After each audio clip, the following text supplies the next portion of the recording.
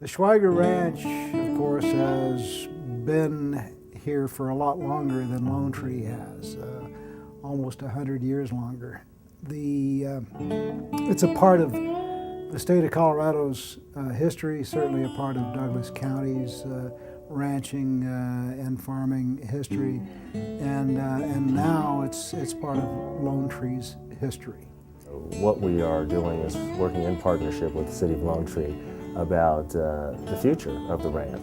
The ranch has a long and storied history of being settled by immigrants from Austria back in the mid-1800s up into its current use, which is very limited but used as a base for cattle operations.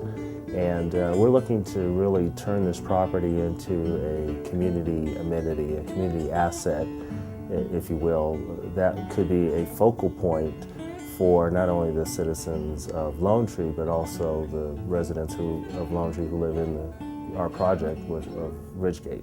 So it made sense from a historic preservation sense that we should do something to keep this property from falling into further disrepair and deterioration in order to preserve it for future generations who may want to have a hands-on touch, a look-see feel of what was life like in Colorado in the late 1800s, early 1900s, through the mid-1900s.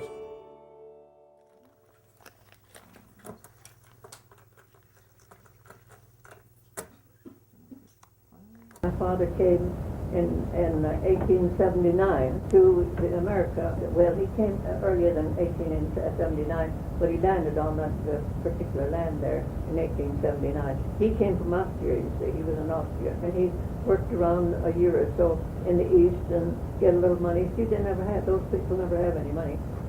And he and some other fellows, they were together in a ship, you know, and they came to Colorado. My father always wanted to go where the hills were. He loved the hills. He wanted a big cattle ranch is what he wanted. He was looking for that. He was just a young man, 22 or 3 years old when he did that. Then when he gets to Denver, he couldn't get any farther. He run out of money again. And he didn't know just what to do. He couldn't talk the American language very good, you know. And so he came to this place, came to Denver, and he kept asking about these hills out here. You can see the hills, you know, you could see the hills in those days because it was all open country. There wasn't a fence or nothing there. Nothing. No houses, no nothing. The oral history was done in 1980. At the time, Rose was 95 years old. So that would make her, 122 years old right now if she'd still lived. She died not too long after this. So this is her memories of her family from before she was born. And she was the oldest of 7 kids. So at 95, she had a pretty good memory. She did. Yeah, in 1980, she had a very good memory, I think. She did. Show us on the map, Gunter. Well, I'm curious where they came from. If I show you, this is like a map from Austria here. They came from a valley, the Zillertal, east of Innsbruck. So there was, right here is the valley, and the town, Zell am Ziller, is named after the river. Ziller is the river, and Zell means Zell on the river. The reasons could be manifold. It could be because of, number one, religious persecution, because before was a lot of upheaval, Protestants and Catholics. Some had to immigrate to Silesia. They went to Brazil later. Some went to Bolivia. There's the other theory about the conditions of health got better, that a lot of women could bear more children, so the babies wouldn't die in childbirth anymore. So that caused overpopulation. The other thing, like you said before, going back in wars and territories from Napoleon to Bavaria, from over here and over there, military service. I don't want to go and were the men conscripted at that time? Yeah, so you had to go, and so that might have been a reason that a family with 3 young men would have said, "I don't want to fight." That's right. The mother died Teresa died in 1879, and it appears that Jacob lives into 1880, 83 perhaps.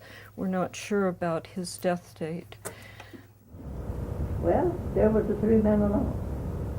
And they said, well, now, what are we going to do? He said, somebody's got to stay here and keep house and take care of the cattle. One of the brothers said, well, one of us has got to get buried. We got to get a housekeeper here. And finally one of them said, let's draw straws. One of them drew the straw that was to be married.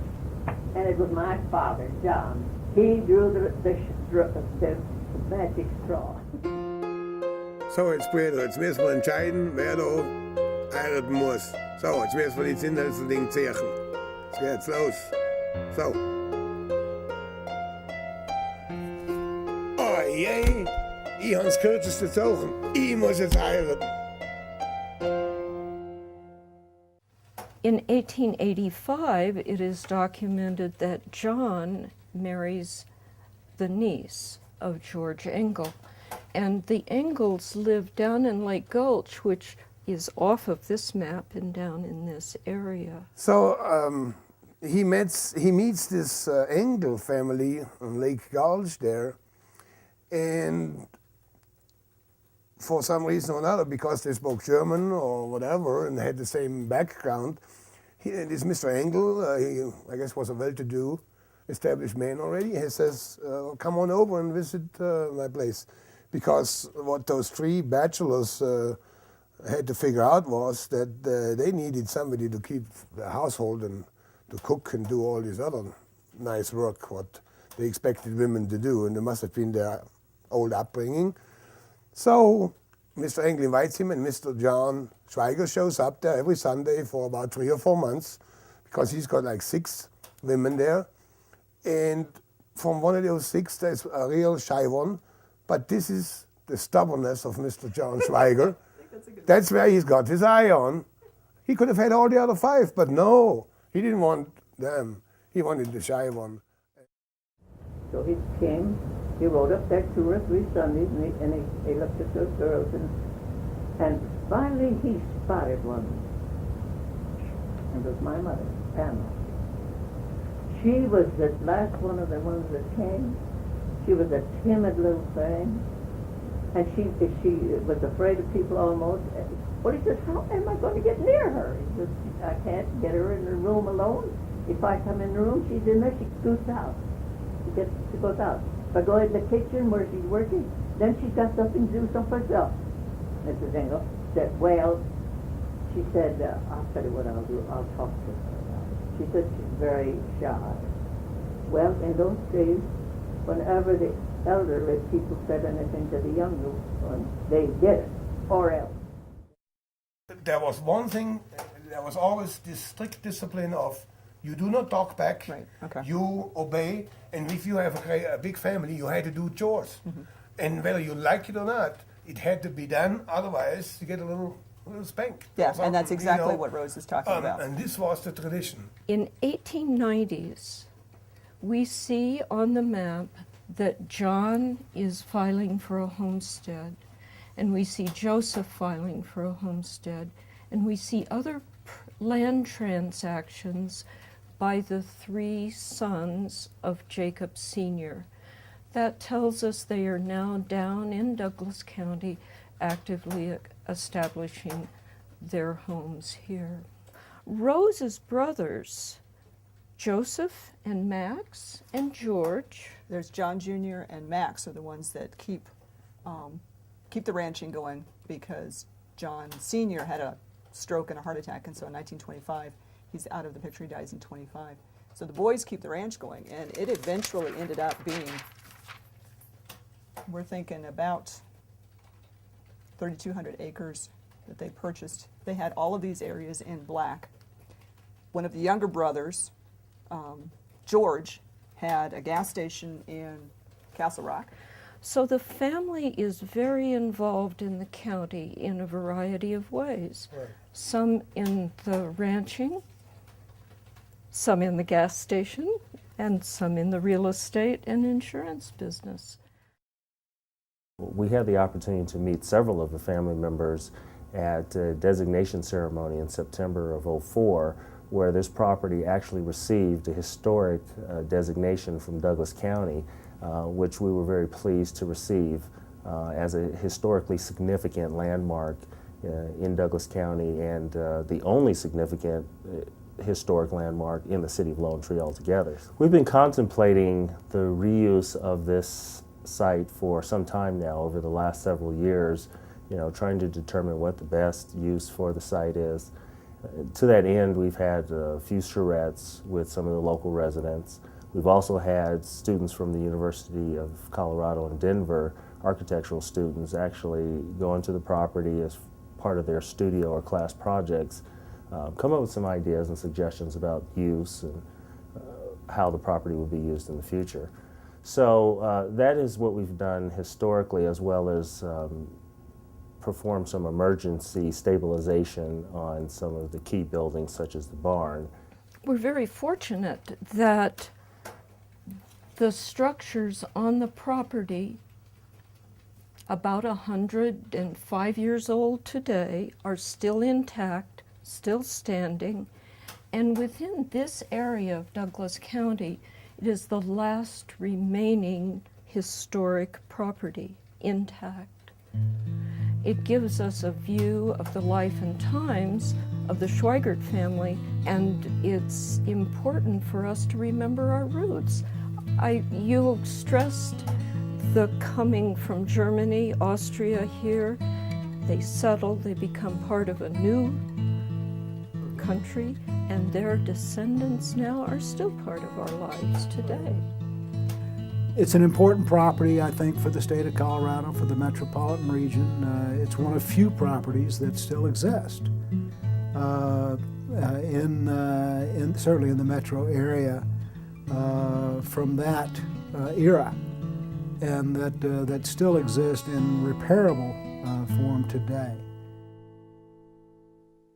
Well, the site itself is located here in kind of the southeastern portion of our overall development of Ridgegate, which encompasses 3,500 acres in the city of Lone Tree. The site, as you can see, is tucked adjacent to the Happy Canyon stream bed here, and that creates a setting where it is actually lower, it's adjacent to the stream, and then as you proceed eastward, because of the topography, there's some bluffs here, so it's somewhat protected and encapsulated between the bluffs and natural open space areas that will remain that way. And it's a great setting. It is fairly close to I-25, which obviously didn't exist many years ago, but we think that provides an opportunity for people to have easy access to the site over the long run.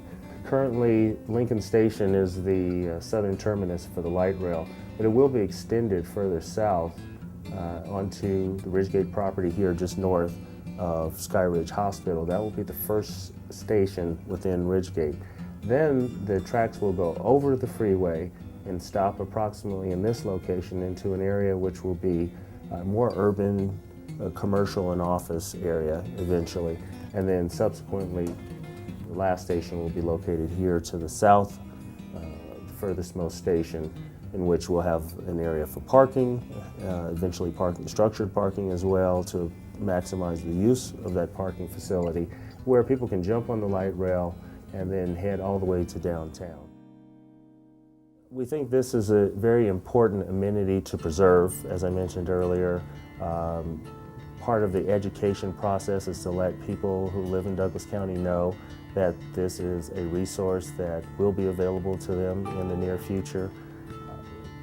That education also drives the need for resources to generate the funds necessary, frankly, to develop the property so that it can become the resource and the amenity that we believe it to be. So we think it's important for people to know a little bit more about it.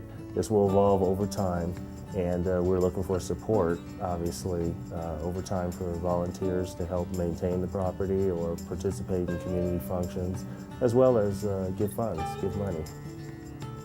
If we don't look around and survey the territory, so to speak, it'll be lost forever.